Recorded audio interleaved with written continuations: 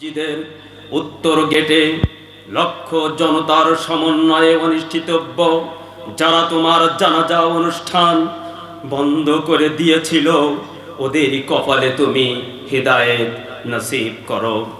ঢাকার বিচারিক আদালতে এজলাসে দাঁড়িয়ে জনাকীর্ণ পরিবেশে ইসলাম বিদ্বেষী ওই শাহরিয়ার কবির তোমাকে অশ্রব্য ভাষায় গালিগালাজ করেছিল, ওর কপালে তুমি হিদায়েত নসিব করো।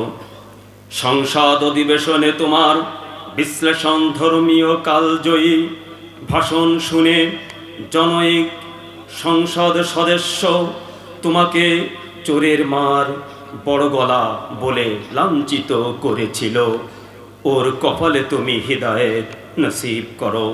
হে বিশ্বনন্দিত ইসলামী স্কলার, তুমি বলেছিলে আমার যেন শহীদি মরণ হয়।